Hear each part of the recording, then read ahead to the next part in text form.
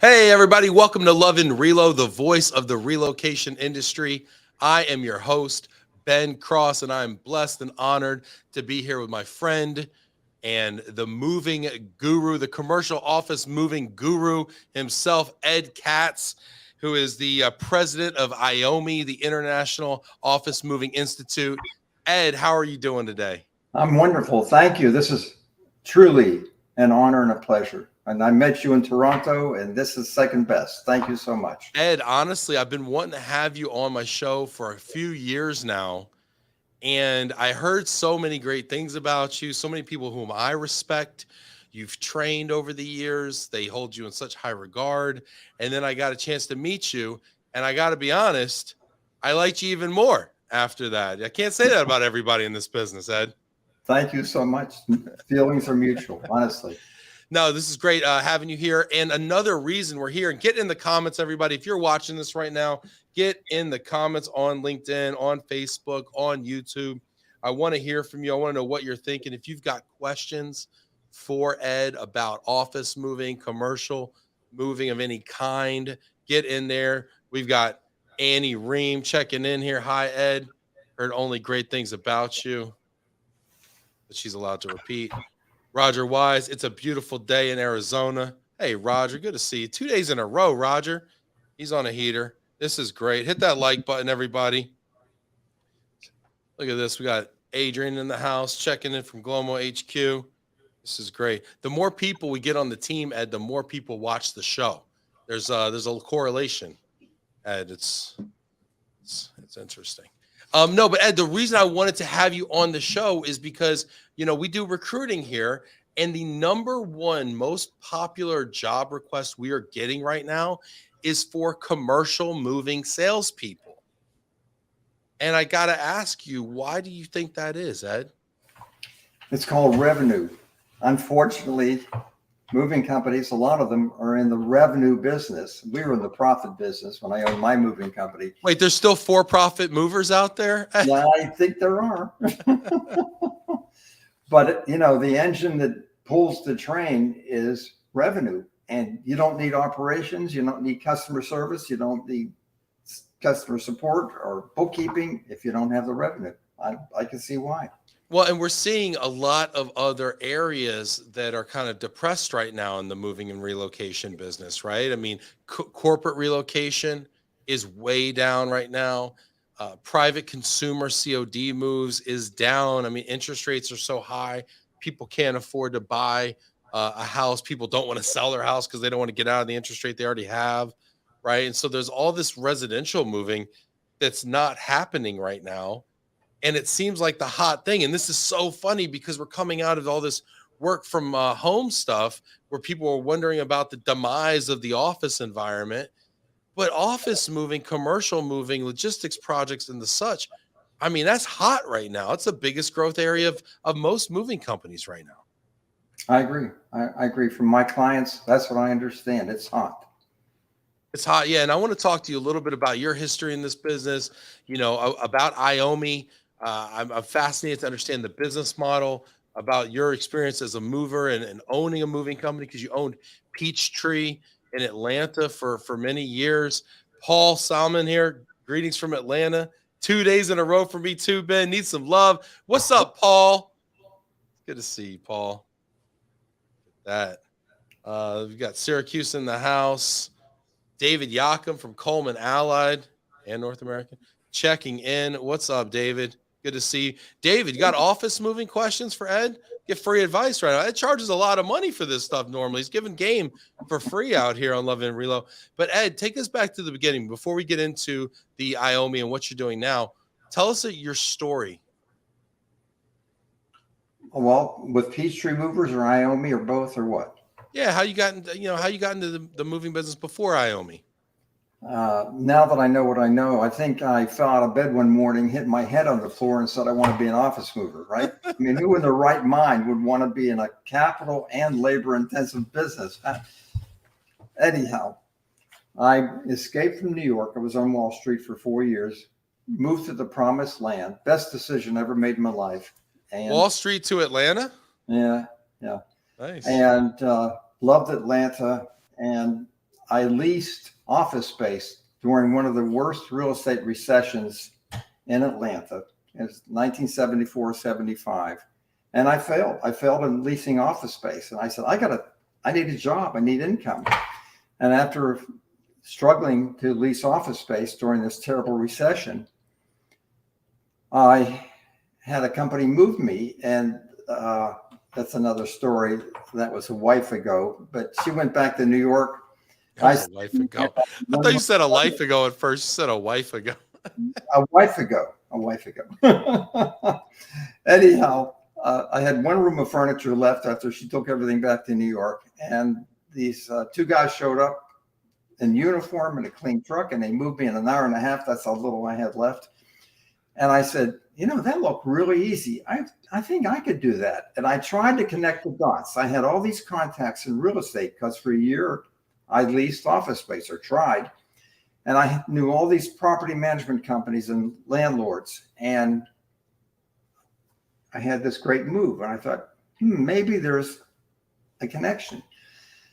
So after failing in real estate, I wrote a letter to every moving company in Atlanta, every moving company. There were 80 of them. And I said, I will work for free for 2 weeks. If you like what I do, you can hire me. If not, one guy named Don Aaron, who was an agent for Lion Van Lines, before that Transamerica, whatever the heck that was, hired me. And I worked for free for 2 weeks as a mover helper. Nearly killed myself. Wow. In Atlanta. What time of year was this? Was it a hot Atlanta time? The March of 1976. And I worked for him for six months. And he was a typical, at the time, long distance mover. He could sell ice or snow in December in New York. That's how great a salesperson he was. The only problem was he never heard of the word operations. Boy, I sure hope he's not listening. That's how salespeople are, right? We just sell it and forget it, right? Yeah. Well, he was the David Jakob knows about that, right? He knows that Ben will just sell it, and then David's got to figure it out over there. David used to be our operations manager at a prior company. And I told him all the time I wanted to start my own moving company. So he actually helped me order my first truck. He was very supportive. November 1st, 1976, I started Peachtree Movers. And Ben, my claim to fame is this: I have made every mistake known to man you could possibly make in running a moving company. I didn't know what the heck I was doing. I didn't know that I didn't know. And I guess my claim to fame, in that, though. I love that. No, it's true. What's the claim to fame? I was always on the verge of a nervous breakdown. And I knew I couldn't commit suicide because if I was always in a single-story warehouse building, if I jumped out the window, the worst that's going to happen to me is I'm going to be flat on my back, staring at the ceiling the rest of my life with tubes in me. So suicide was not an option. I like how moving is further down the list from suicide. It's like, well, I can't commit suicide. Might as well go in the moving industry. Right. Oh, geez. So I said, how can I prevent the same mistakes from happening again? So through a back door, I created an infrastructure. I created a procedure for everything that could possibly go wrong. Over the 24 years I had my moving company, and we did like more than 50,000 local moves over that 24-year period, most of which were office moves. And it wasn't that problems didn't happen. It was when they happened, what gun is cocked, so you knew what to do if and when something happened. Can I give you a stupid example? Love stupid examples. It's Friday night, 11 o'clock at night. I get a call from one of my supervisors, Mr. Katz. The truck is loaded with furniture. We're in Duluth, Georgia, an hour from base. I have a flat tire. Of course, it's a front tire. What do? I didn't know what to do. It was called the Yellow Pages. I go through the Yellow Pages. Nobody ever answered. I called every company that sold tires, repair. Nobody answered. So finally, I had to hire a very expensive tow truck that 2 hours later, my guys are still on the clock. 2 hours later, they tow the loaded truck to the destination on the clock. We unload the truck. They then tow it to somewhere we get the tire fixed. So they towed it with the shipment on it. They unloaded it. I thought you were going to the mechanic. You're like, no, I got to go deliver. No. So how do I prevent the same problem from happening again? That's just a perfect, typical example of what my life was like. Why, nervous breakdown, Ed. So I started contacting the following week tire companies, and I said, do you offer 24/7 service? Out of all the tire companies in Atlanta, one said yes. And I said to myself, I don't care what this company charges for tires. This is going to be my service provider. Yeah. And for the next 23 and a half years, I bought my tires from this company who serviced us to death, so that not if, but when we had a flat tire, I don't care what day of the week, what time of the day, I had that gun cocked. And I'm not going to bore you or your audience with all the thousands of examples I've had over the years, but I'm sure I've experienced, I was like Job times 10. Everything that could happen, that could go wrong, went wrong. But then after I recovered from the emotional, like, oh, what am I going to do? I came up with a process on preventing it from happening again. Not the problem, but the disaster. So what do you got? Like 24 years at Peachtree, designing every process under the sun, figuring out every way to screw up working in the moving business. And then you decide to get out of Peachtree. Would you sell the business? I didn't decide to get out of Peachtree. Who's been misinforming you, Ben? Oh, I don't know. You're a so former I had owner. no exit. I had no exit strategy. So one day, my partner of 19 years comes into my office and she says, "Ed Katz, I can't stand you. You're crazy. You're an idiot. And I want a divorce." Oh, got it. Well, you wanted to hear the dirt. Now you know. Yeah. So, jeez.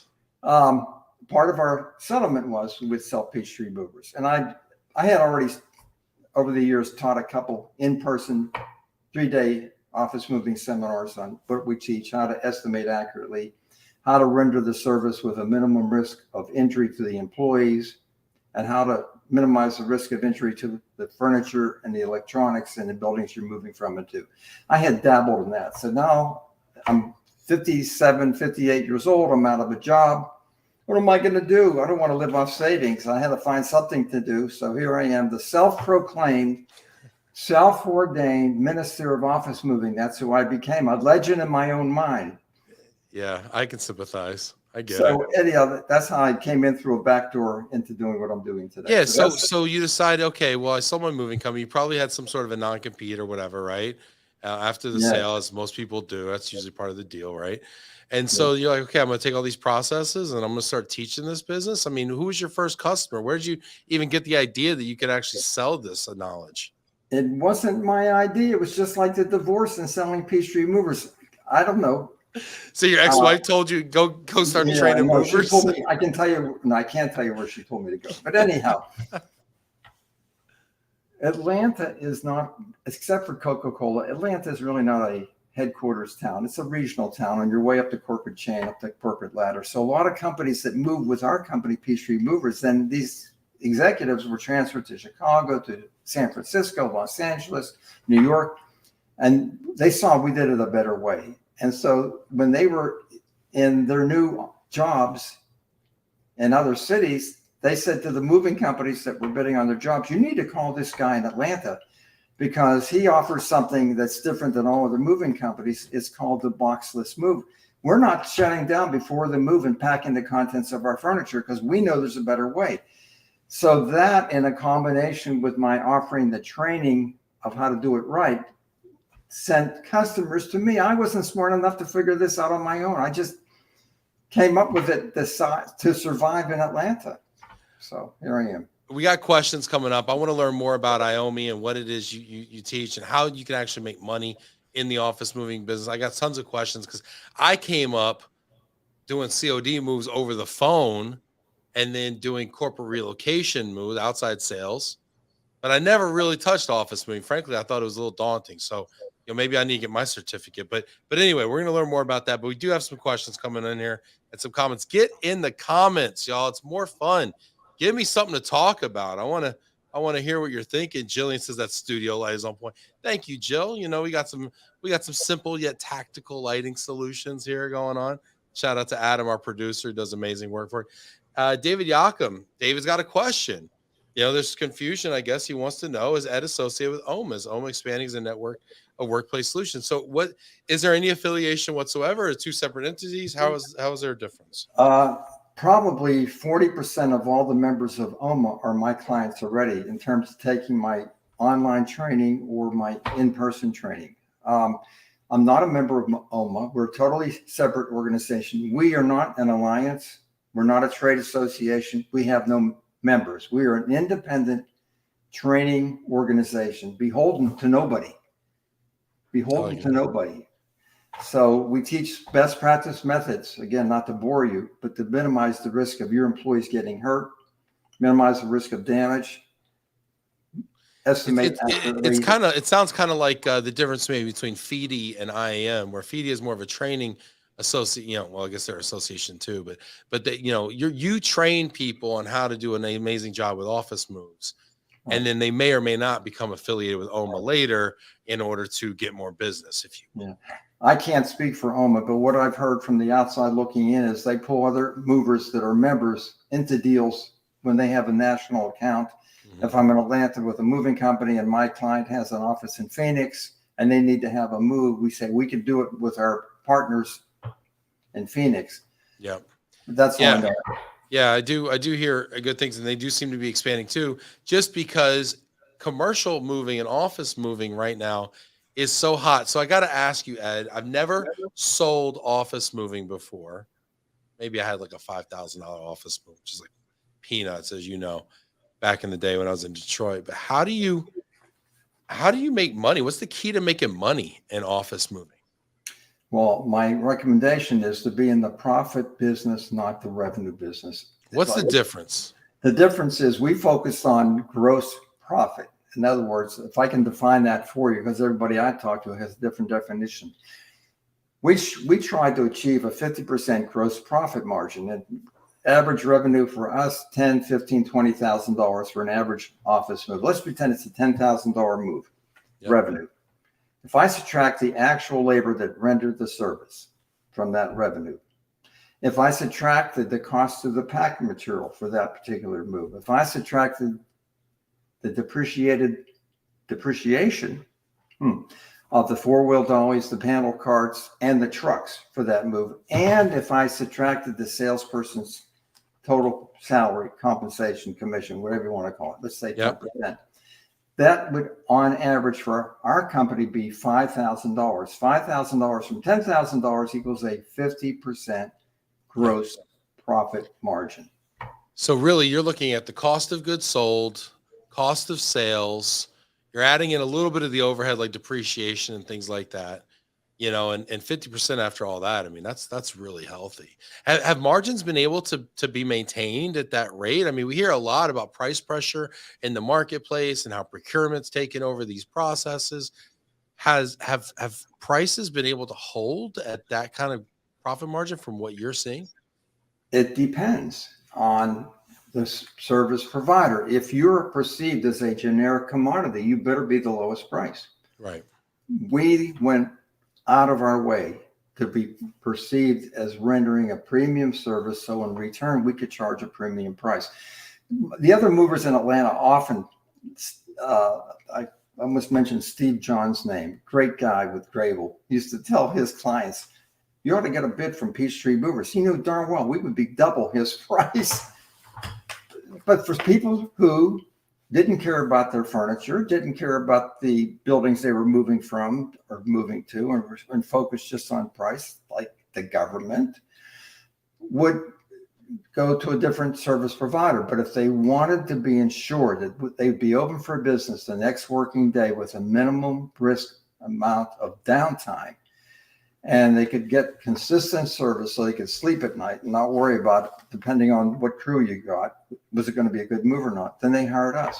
I really like what you're saying there. And it reminds me of my time back in Detroit, working for a mover that did a ton of office moving, although it wasn't my purview. They did a lot of it. And this reminds me of something I learned there. They would do these presentations for basically the office manager or the person in charge of office moves, right? And they would do these presentations along with commercial real estate folks. And they would kind of rent out these they do these seminars, if you will, these half day or full day seminars, basically kind of showing people how to plan an office relocation, from everything from the IT to the moving to the carpet installation, right? And one of the things they said was, and I don't know where they got the statistic from, they said 70% of people either get a promotion or get fired after managing an office relocation. And it's like, which one do you want to be? I'm familiar with that statistic, but it said this. It didn't say promotion. 70% of people who are responsible for an office move either get fired or demoted. They didn't say anything about a promotion. Oh, demoted was the other one. It wasn't it wasn't cake or death. It was death or death. Okay, I gotcha. That's how many failures. That's why there's so many relocation consultants, because the industry is infamous, and that's not good. That's not the same as famous, right? Infamous. Yeah. Our industry is infamous for overpromising, underservicing, and not rendering the service that they promise in the sales presentation. So we have now relocation consultants who often charge as much as the movers charge. It's insane. Yeah, to manage the moves and to be that aggregator. To protect the shipper, the customer from us. Nice. Yeah. Wow. Interesting. I got more questions on this, but Roger's hopping in. Keep these questions coming. Get in the comments. I want to hear your questions for the office moving guru, Ed Katz. He's a legend in his own mind and this time right now. Roger's saying, we read so much about corporate America decommissioning their office space. How do movers leverage that trend to make money? They're not going to like my answer, but too little, too late. Barn doors are open. Horses are gone, because that was the last 2.5 years decommissioning. Nobody wants to get rid of any more furniture because nobody can digest any more furniture. We've given up. The nonprofits have taken all they can digest. So that's not the way to make money.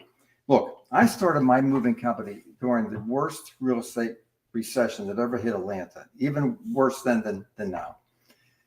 And the buildings were like 25 to 30% vacant. Does that sound at all familiar to today's economy? I mean, we moved into an office building, a month ago, and I'd be shocked if the occupancy on this building was 25%. Okay. Perfect time to be an office mover. Why would I say that? Why? I have no idea. This is when it's all about cash flow. So now the banks and the insurance companies, as they did in Atlanta in 1975, 76, and 77, may end up owning the real estate again when they take back the buildings because they can't pay the mortgages because there's little or no rent coming in. Okay, that aside, landlords will pay to get companies to move into their buildings. What do I mean by that? Just like when I started my moving company, I courted landlords. I said, we're going to be a guest in your house. We want to be invited back. We're going to minimize the disruption that normally occurs during a move. We're going to minimize the risk of damage to your elevators, your floors, your walls, your doors. We're not going to block the cars in the parking lot when we make a delivery during the day. We're not going to trash your bathrooms. We're going to aim before we fire, whatever that means. You got to be a guy to understand that. But anyhow, and here's there was no such thing as a cell phone number. Here's my home number. Here's my office number. We will be accountable. If you, God forbid, ever see us do something wrong, you call the owner, Ed Katz. So these landlords, they have this thing called TI budget, tenant improvement budget. They needed rent, just like they need it today. They paid for the leasehold improvements, the chair molding around the walls, the plush carpeting, the wall treatment like wallpaper. They paid for the office move. They never said that price is too expensive, Peachtree Movers. They said, when can you move them in? So companies that would normally rent in a C-class type building, all of a sudden can now move into a much more prestigious B-class building at the same rent they were paying before for the C-class building. And the landlord was not only going to give them a lower rent, they're going to give them 3 months rent free. They're going to pay for the move, give them leasehold improvements. And then all these companies that were in B-type buildings could move into A-class buildings. Yep. Same offer, same deals. That's what's going to happen now. And you want to believe what sells newspapers. Everybody's going to work from home and we're not going to fill these office buildings. Let me tell you something. Read what I read. In New York, more and more companies are mandating that these employees go back to work. Do you have any idea? It's true. I see it at Goldman Sachs. My buddy works at Goldman. Look at me. I work from home. I don't have an alarm clock. I start work when I wake up. I want to eat something. I smell my wife cooking something in the kitchen. You think I'm doing work? Sorry, Ben, I got to get off the phone now. My wife's making Oh, I hear that. Trust I me, I mean, worked from come home on. before. I tell you what, So, man, those breakfasts oh, at the please. workstation there, get the Yeah, scrambled eggs going, a little banana, right. cup of My coffee with the prediction based hazelnut on coffee made in there. my client feedback from all the clients that are my moving company clients all over the United States, really all over North America,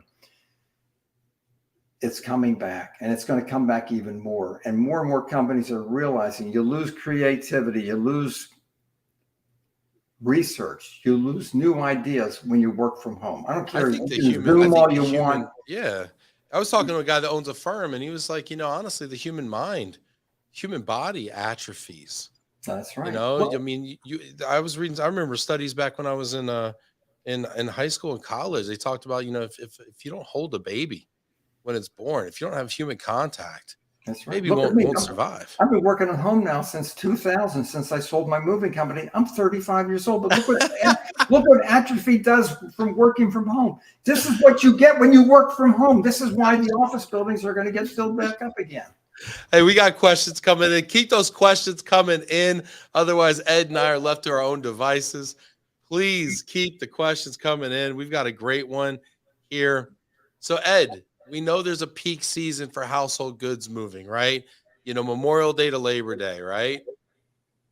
Paul wants to know, is there a peak time of the year where there's an increase in office move activity? There's only one slow month every year in my book, and that was August. We are just as busy November, December, January, February, March as we were year round. Very stable, very consistent. For some reason, August, we were not out of business, but we saw a taper off. It seemed in Atlanta, when I lived in Atlanta and I owned Peachtree Movers, that owners and decision makers took their vacation in August. I don't know why. Right before school goes back. Who goes to Miami Beach in August, not at Katz? Yeah, you go to Long Island. You got to go up to the shore. They go to Long Island, right? But anyhow, my point is this: we were busy year round, and the beauty of office moving in most markets, it's 100% deregulated. So let's say I'm a household good mover, and I'm busy from April till mid-October. That's when I'm slammed. I can hardly fill the need. If I'm going to fill in with office moving the rest of the year, and I'm still an office mover in the spring and summer, guess what I'm going to do?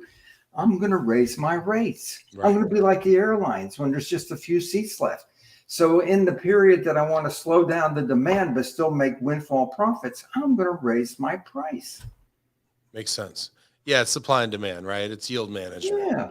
Totally. And I think that's one of the beautiful things about office moving is, I won't say it's counter-cyclical to household goods, but it definitely can exist in the troughs of your household goods business. Now, it could become your primary business like it was for Ed and like it is for so many other these IOMI members, IOMI companies that get their training and OMA companies and whatnot. But it can also serve to augment your troughs and keep your guys busy and trucks running and revenue stable.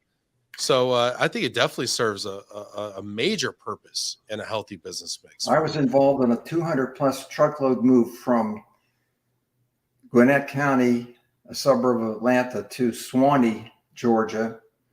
200 truckload move. We started midday the day before Thanksgiving, and it went for 4.5, 5 weeks. I mean, almost every day. That was wonderful. That went almost till the end of December. And that was just wonderful revenue and profit. And, that's. Was that the biggest move? Was that the biggest move yet? Was that the biggest office move you ever did? No, the biggest office move I ever did was we moved at the time MCI into their headquarters. We had done every move for MCI from the time they were in Atlanta back. They started in downtown Atlanta. In fact, they started off with used furniture. I'll never forget this. And this company named MCI that I had never heard of moved like 2 truckloads of furniture. Their furniture was so old and beat up, I didn't even want it to go on my new moving vans. I was get that. I don't want that. Bed bugs on it. Yeah, right. But we did every move for them over the next 18, 20 years that I had my moving company. And then they moved into 300,000 square feet. And they got bids, and we were way higher than everybody else. But we didn't discount for anybody. I don't care how big the move was. Now, I got to be honest with you. Please. See, most moving companies are elephant hunters. What does that mean? Everybody in his uncle wanted big to bid game on hunters. They want the big. Yeah. They want the big moves. The big right. So this is a true story. So I bid on the Delta Airlines move. Right, they're moving their headquarters. I don't know when this early 1990s. And I'm sitting with the director of facilities, and he says, "Katz, you're a son of a." I'm not going to say it. We're on Facebook. He said, "I said, excuse me." He said, "Your price of $450,000." He said, "I can hire one of the other movers for $180,000 moving costs. You got this? They can destroy all my furniture. I can go out, pay their moving bill, go out and buy all new furniture, and still won't equal what you are quoting on this job. You sure you don't want to lower it?" I said, "Nope." So we didn't do that. We were a boutique within the moving industry. Yeah, we did the MCI, we did Travelers, we did Hellfire Missile Division for Rockwell. We did several $1 million worth of business for Rockwell. These were good, loyal customers. But the point I'm trying to make was this. Everybody and his uncle wants the big move, and they don't bid the job, they bid the competition. That's what they do, because I know how Allied's going to bid, so I'm going to bid the job, they bid the competition. What does that mean? That means that I know how everybody else bids, so I'm going to lower my bid just to be lower than theirs. That's what bidding the competition means. We, on the other hand, we're not elephant hunters. Look, my competitors would bid $10,000 on an office move, and we bid 20. Well, that's 200% more than our bid, but it's only $10,000 more. Look what you get. POMG. You get POMG. POMG. What is POMG?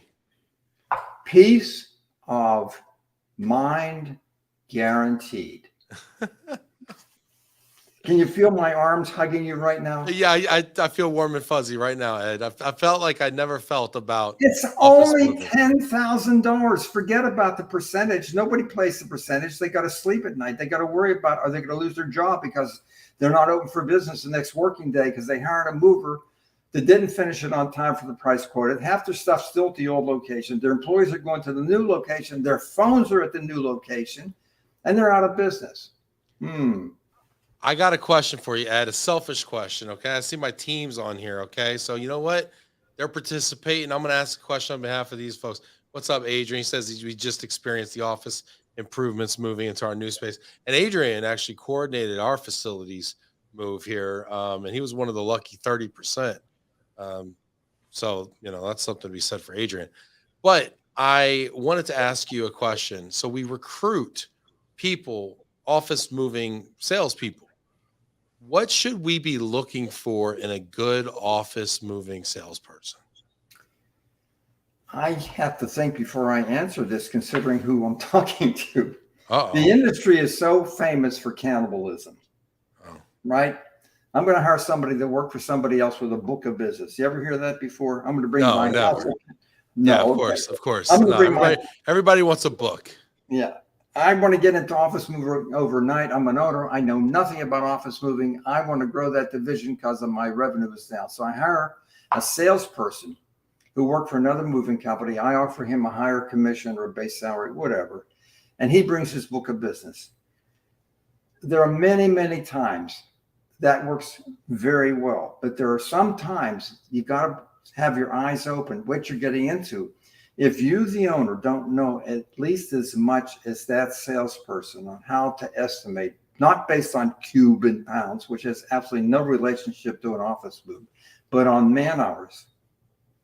If you don't know as much as that salesperson does, and you have hired somebody who has no skin in the game because they get a percentage of revenue, then when the job doesn't finish on time for the price quoted and you can't collect what you build, and the sales person points to operations and says, boy, that crew really screwed everything up, and you don't know that you don't know because you don't know as much as that person knows, you're in big doo-doo.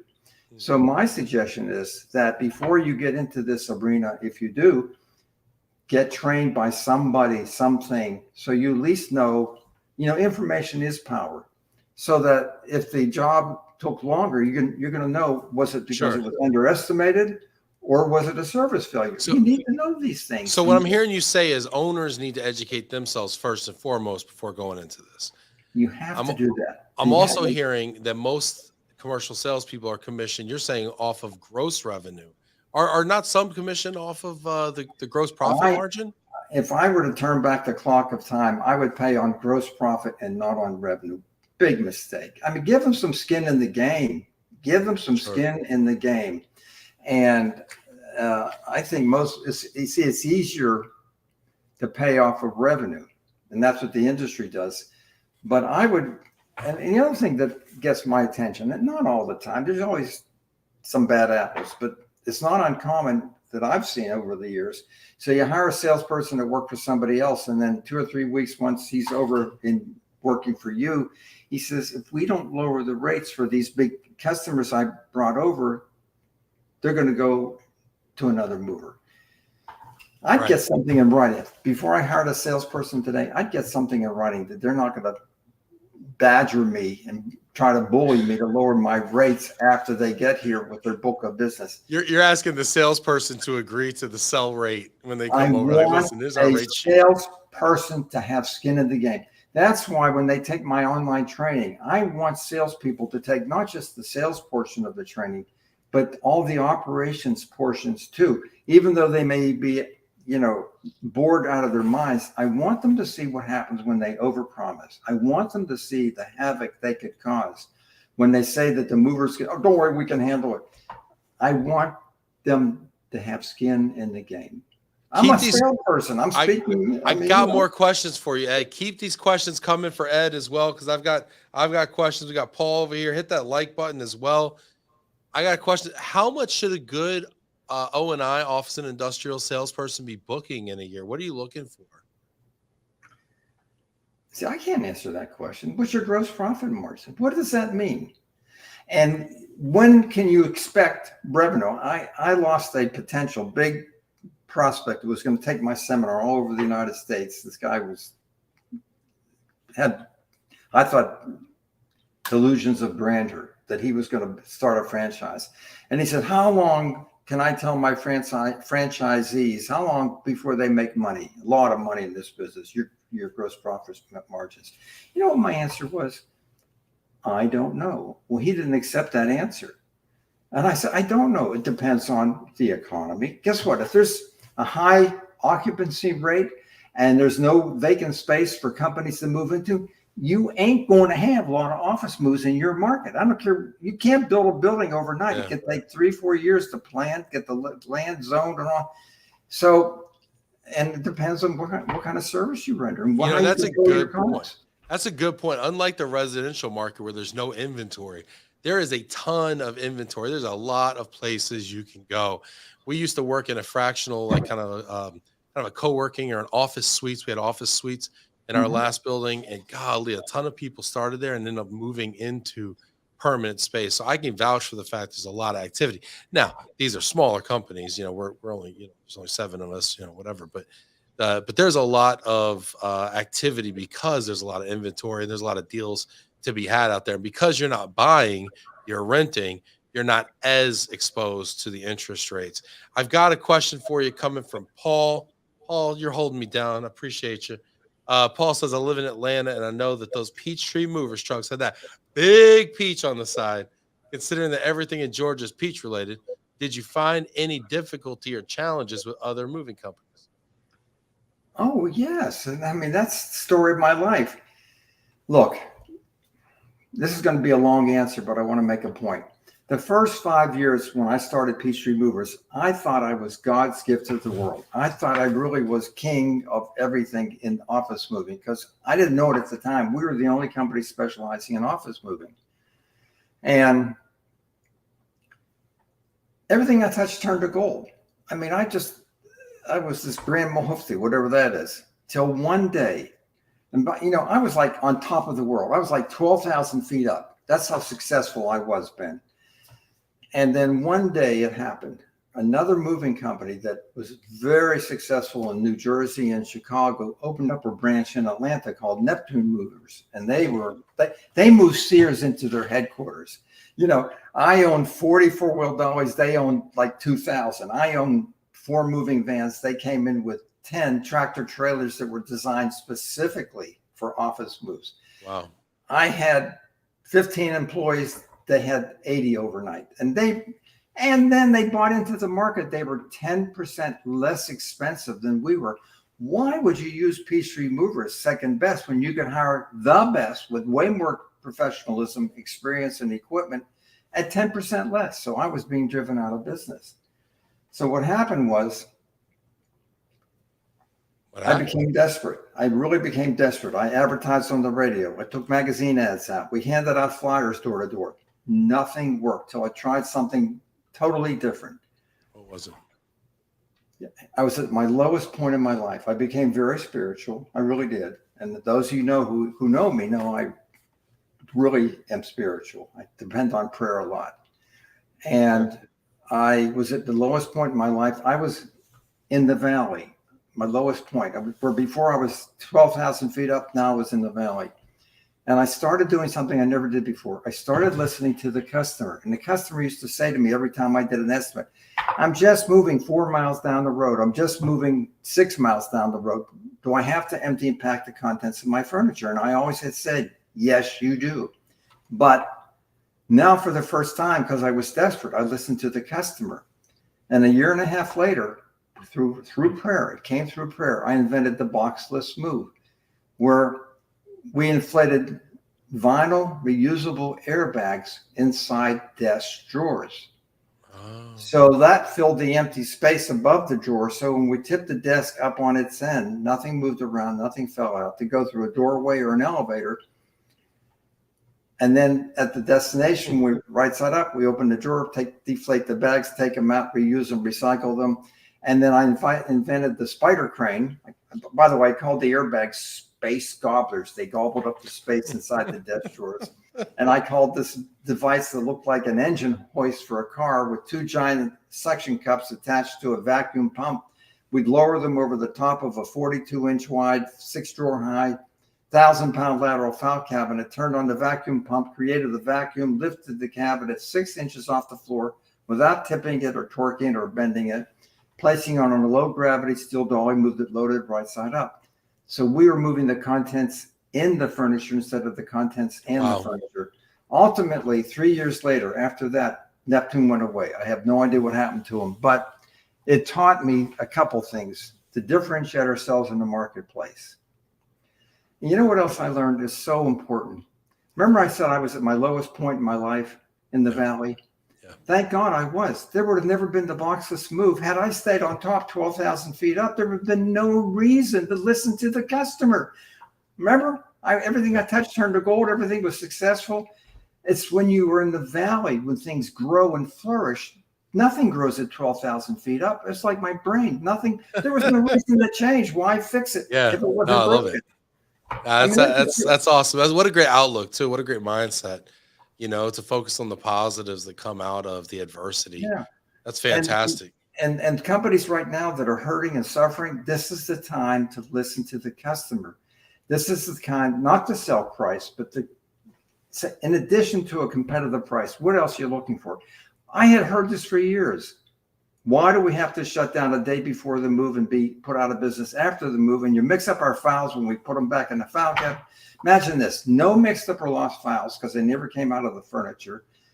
No cardboard because we didn't have crates back in the day. No felling trees and filling landfills with corrugated. Yeah.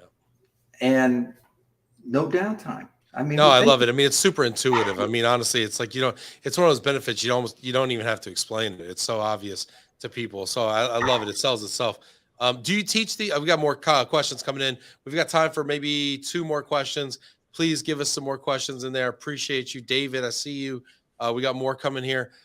But Ed, do you teach this move, the boxless move, the spider crane thing? I mean, are these methods you're teaching nowadays in IOMI? Well, I sold lots. Again, it was not my idea. I invented this for my own survival to overcome being put out of business by Neptune Moving and Storage. It's the only reason I listened. I came up with them. I never even thought of selling it to other moving companies, but I ended up selling them all over the United Kingdom, all over Canada, all over the United States. I couldn't believe it. Selling what? Selling which one? The space gobblers and the spider crane. Are you still selling them now? Yeah, the thing for moving lateral. Now, I wouldn't sell it to any mover in Atlanta because that was my movement, right? But I sold it to movie companies all over the United States, Canada, and the United Kingdom. But I stopped selling them in 2005 because the manufacturing costs of this equipment got outrageous. They stopped. I had a waterbed company making me the space gobblers, same material, but size of a pillowcase. But the last waterbed manufacturer in America went bankrupt. They were in New Jersey, and that was in 2005. So then for me to buy space gobblers, I'd have to buy them from this place called Taiwan. You ever hear of Taiwan? Sure. And I'd have to buy this thing called a container load. Look, unless I lived to be 1,000 years old, I'd never be able to sell all the space gobblers. Containers of space gobblers. Oh my gosh, you're hilarious, Ed. All right, we got more questions. Keep those questions coming in here. Let's see. David Yakum said, should carriers partner with property management companies like CBRE for leads, or are there websites for RFQs and for O&I relocations? I teach that in the marketing course, New Business Development, in my online training. And I'm not going to give the store away to non-clients here. But we're not giving milk away, Dave. You got to buy the cow, okay? You got to buy it, but you got to register. Where can people who are salivating for the knowledge that Ed Katz contains in his brain? Am I allowed to give my phone number? I already get. Only if I get a backlink and a promo code and I get a referral. No, totally kidding. Where can people sign up for your course, Ed? Well, why don't you just call me or email me? It's Ed Katz. Is there any way we can show that? Ed Katz. Can we put that in the comments there? Ed Katz at what? OfficeMoves.com. OfficeMoves.com. Ed and Katz. my website is OfficeMoves.com. OfficeMoves.com. And my cell phone number, who I never give out to anybody. Oh, here we go. And if you believe that, I have a bridge in Brooklyn I'd like to sell you. But my cell phone number is 404-358-2172. 404-358-2172. But anyhow, I teach that, and I can tell you the difference is this. When a broker recommends you to his tenant that he's run the deal, your clients are more sophisticated than you give them credit for. They know darn well you're probably paying that broker a commission if he uses your moving company. So there's not a whole lot of credibility there. But if you can get property management people to recommend you, and you better ask yourself this question: do they like salespeople? No, they're operations people. Think about your operations manager. Does he like salespeople? If he's normal or she's normal, the answer is no. That's who property management people are. They are the complaint department of an office building. They get calls daily. Oh, I found rodent excrement on my desk this morning. What are you going to do about it? I'm too cold in this corner of the building. I'm too hot in this corner of the building. The janitorial company that last night came in and stole this from my drawer. This is who they are. So you go in and say, hey, I'm Eddie the Mover, and I'm with such and such a company. If you give me leads, I'll get you tickets to the game or buy a dinner. You better not sound like a salesperson. There's only two things they hate more. They hate salespeople, and they really don't like movers because they disrupt the building. What I teach and preach is how to behave professionally in an office building. Ask yourself this question: do you teach your employees how to behave in an office building? Apparently not. Of course not. They hate movers. But we took that negative, made it a positive, and which is what I teach in my online training. I love it. Fantastic. This is great. David Yakum, did that do it for you? You gotta get the course, David. No freebies. I'm on a fixed income, David. I'm on a fixed income. Send me money, please. Send him money. Send some of those that Coleman money. Get Jeff Coleman's wallet out. Okay, David. There you go. This is fantastic. So what's the course like, Ed? How does it work?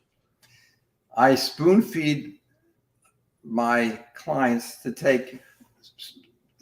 First of all, I teach them, how do you get leads in the first place? How do you not just find the haystacks and find the needles in the haystack? How do you get that prospect to the point where they say, come on out and tell me your story? Then we spend a lot of time how to estimate accurately, not based on cube and pounds, but on man hours, which every other successful service industry in the world uses, except the moving industry. Think about this. I use cube and pounds, so I got 10,000 pounds. That's 3 men for 10 hours. Oh, there's an elevator, I'm going to add 10%. Oh, there's a long carry, I'm going to add 10%. Did you ever ask yourself this question? How in the heck did they come up with 10%? Why not 4.5%? Why not 13.5%? Right. It's capricious and arbitrary. There's absolutely no relationship between cube and pounds and estimating accurately. We teach a scientifically designed proprietary formula based on man hours.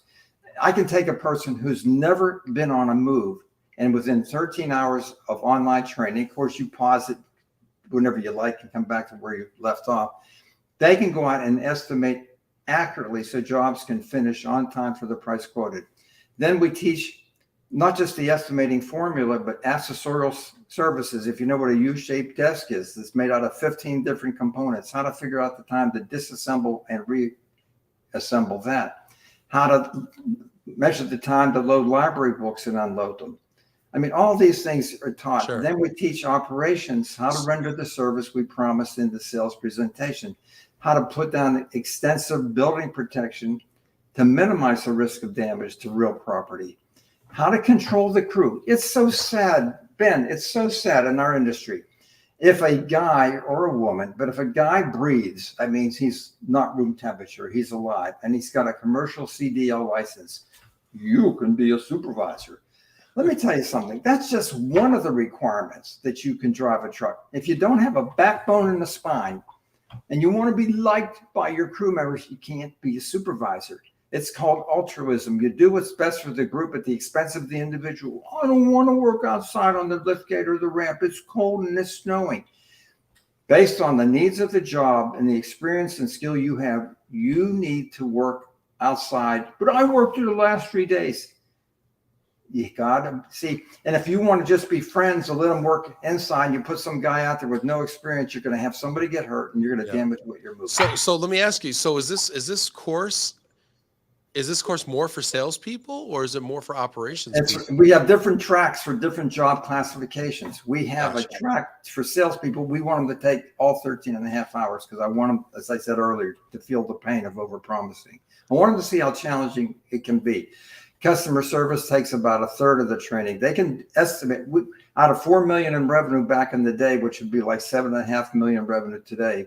But out of 4 million in revenue, 400,000 was booked over the phone by a customer service lady who had never been on a move, but could quote and book jobs using my man-hour formula for moves that were one truckload or less, or an internal move, one side of the floor to the other, one floor to the other, again, one truckload or less. Then we have for operations, how to control the customer. It's so unfair. We send this same guy who's got a commercial driver's license out to deal with the customer. Do you know you should never give somebody bad information in front of an audience? Do we teach our supervisors that? Do we teach our supervisor how to get the customer contact out of the break room, away from his or her cronies, so that that person doesn't feel that you're disrespecting them and they're going to teach you what a thing is? Ed, no disrespect, but I got to wrap here in a second, okay? I got one more question about this exhaustive course you teach. Is it all self-directed online? Is there an in-person component? Do you ever do classroom stuff for the large enough group? How is it administered? Well, I go 2 or 3 times a year for the in-person, which is outrageously expensive. Which I still offer. I'm going back to JK Moving Services, who's my poster child for adopting and implementing everything I have taught and preached to them. I'm going back December 1st for another 3-day in-person seminar. This will be the 11th one I've done since I sold Peachtree Movers. Wow. But normally I do it online, and it's very inexpensive. We have different packages for different levels of, what you want to get from the learning. But most of the time, most of my clients, since I rolled it out in 2016, 95% of them, maybe even higher than that, take it online. And you get it for an entire year. So as you grow and become more successful, it's available to your new employees. You sit them down in front of the laptop, you have them take whatever job classification they are in front of the computer, and they're trained. I like it. Okay. I got to stop you because we got to save time for our favorite segment of the show, Ed. Okay. It's a little game. You want to play a game? I don't play games. I'm not competitive. But go ahead. I'll watch. Well, here we go. Feel free to lose. All right. It's a game called Overrated, Underrated. All right. It's pretty simple. There's 2 rules. You ready? Okay. I'm going to give you a topic. You're going to tell me, is it overrated or it's underrated? Got it? Those are your 2 options. Okay. Am I allowed to give an explanation, though? If asked. The second is I will let you know if you are correct. Ooh. Are you ready? Yeah, I know. This is the tough part, okay? A lot of people tune in and stick around just for this. So if you're sticking around to see if Ed is correct, please hit that like button right now. Send him a little love, send him a little support, hit those clapping hands, okay? And let's get ready to rumble here. First one, promoting from within, overrated or underrated? I don't know how to answer it. We only promoted from within. So is that called underrated? I'm a believer in promoting from within. So it's underrated then. You think more people should do it? You'll have to translate for me. I'll translate for you, okay? You like it, it's underrated. You don't like it, it's overrated. Okay. I got you. Yeah, rule number one. All right, here we go. You think it's underrated, promoting from within. You know, I tend to believe, even though we're a recruitment firm, right, and our job is to go out and get people from the opposite of within, outside. I love it. I think we need to promote from within more often. You know, you have loyalty, you have career path, you have deep institutional knowledge. They're not just a mercenary with a book of business. It's going to go to the next guy that gives them 11% on their comp plan. I dig it. I dig it, Ed. And I think your programs are really good for upskilling people, taking them from maybe being a COD sales rep to, you ever take people from being a COD sales rep to being an O&I sales rep? All the time. Just give me a salesperson and who's successful at selling, and they can do O&I. Love it. Love it. All right, next topic. Commercial office moving, overrated or underrated? I don't understand the question in terms of underrated, overrated, though. I mean, do you think it is underrated or do you think it is overrated? If you like it, it's underrated. If you don't like it, it's overrated. Well, I'm prejudiced here. I love it. It's underrated. It is underrated. You're right. Man, you're 2 for 2, Ed. This is great. All right, let's keep it moving here. Hourly labor, overrated or underrated? Well, I can tell you this. The skill level for an office move can be 40% of your skill can be unskilled. Think about that. If I'm doing a residential move and I'm carrying a dresser from upstairs down to the truck, I need high skill, high experience, right? If you follow the IOMI drill of having a human conveyor belt, of a bucket brigade, passing it down the line. Yeah, the guys, they dolly up the furniture and set it on a 4-wheel dolly, high skill, but the pushers that push it from one location to the next to the elevator, totally unskilled. So 40% of your labor, like from the elevator exit in the lobby out to the truck, unskilled. On the lift gate or ramp, skilled, loader, skilled. So out of a crew of 10 at that one location, 4 out of the 10 or 40% can be unskilled. So I guess I'm saying underrated. I like it. Excellent. Excellent. It didn't take you long to figure this out, Ed. You know what? I dig it. I like the way you break it down. It makes perfect sense. Next topic. Moving subcontractors, overrated or underrated? It's kind of the opposite of hourly. Way overrated. I think I finally understand these. You got it, Ed. You got it. Hey, the nursing home is going to call me in about 2 minutes. Train the trainer, Ed. Let's go. Look, you want to be a generic commodity, use a subcontractor. In some cities, they use the same contractor, works for several different moving companies. Yep. So the moving company is nothing more than a marketing machine, a sales machine. And if you're a contractor, subcontractor, you're going to want to get it done as fast and cheap as possible. You're not going to put trained, professional, experienced movers out there because that's going to hurt your bottom line. So the customer's caught in the crosshairs. Salesperson promises, oh, we're going to do all these things. And then the subcontractor, their agenda is to get it done fast and cheap. They're not going to use extensive building protection. They're not going to handle computers the way we recommend. So how do you sell that? I don't know. Yeah, it makes a lot of sense to me. I think this is one of the issues when people talk about the driver shortage that's in our industry. I think it's because a lot of we use owner operators, we use subcontractors. It's hard to hire those people. It's hard to retain those people, and it's hard to train those people. Most of my supervisors, you couldn't be a supervisor unless you could drive a truck. And this is back in the day, you had a 5-speed stick shift on the floor with a 2-speed rear end. We invested the time and money to train mover helpers that could be leaders, to be drivers. That's the easiest link in the chain to train. You don't have to hire somebody that worked for somebody else as a driver. Steve Meyer saying good questions for Matt Dolan. Thanks, Steve. We're going to try to have Matt on the show here soon. Last question, I think. Hiring salespeople from your competitor, overrated or underrated? Overrated. Overrated. Unless you know as much as they, be careful. Interesting. Really good stuff, Ed. This is great. We covered it all in an hour.